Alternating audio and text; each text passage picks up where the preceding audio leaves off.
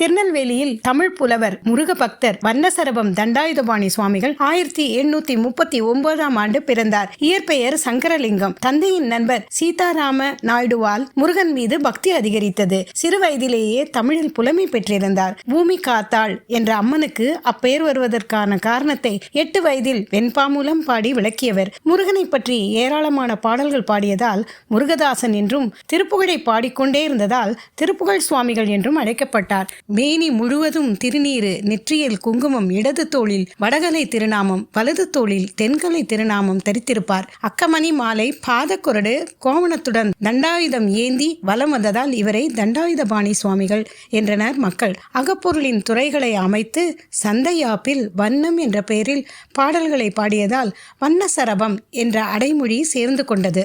தமிழகத்தில் அவிநாசி உள்ளிட்ட 218 ஊர்களுக்கும் கேரளம், இலங்கைக்கும் சென்று பக்தி நெறியை பரப்பினார். பழனி, விழுப்புரம் அடுத்த திருவாமாத்தூரில் கௌமார மடத்தை நிறுவி முருக வழிபாட்டு நெறியை வளர்க்க பாடுபட்டார். முத்தமிழ் பாமாலை, தமிழ் துதி பதிவகம், தமிழ் அலங்காரம் உள்ளிட்ட பல நூல்களை படைத்தவர். திருக்குறளை அடியொட்டி 1300 குறள் வெண்பாக்களில் மறுநெறி திருநூல் என்ற நூலை இயற்றியவர். அறுவகை இலக்கணம், 7ஆம் இலக்கணம், வண்ணத்தியல்பு ஆகிய 3 இலக்கண நூல்களை தந்துள்ளார். அரசாட்சி, அருளாட்சி, திருமகள் அந்தாதி, திருமால் ஆயிரம், தில்லை ஆயிரம், சதக்கந்தாதி, அருணகிரிநாதர் புராணம் என பல இலக்கியங்களை படைத்துள்ளார். ஏராளமான கீர்த்தனைகள், தனி பாடல்களையும் பாடியுள்ளார். ஆங்கிலேயர் அந்தாதி என்ற நூல் வாயிலாக ஆங்கிலேயர் ஆதிக்கத்தை கண்டனம் செய்தார். வள்ளலாரை 3 முறை சந்தித்துள்ளார். தோமு பாஸ்கர தொண்டைமானின் தந்தை, தமிழ் நாடகத் தந்தை சங்கரதாஸ் சுவாமிகள் உள்ளிட்டோர் இவரது சீடர்கள். எழுத்தாணி கொண்டு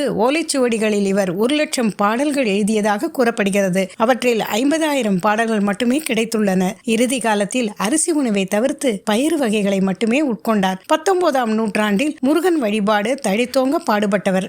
கடும் தவத்தால் உடல் நலம் பாதிக்கப்பட்ட தண்டபாணி சுவாமிகள் 1898ஆம் ஆண்டு இதே ஜூலை 5 மறைந்தார். அப்போது அவருக்கு வயது 59.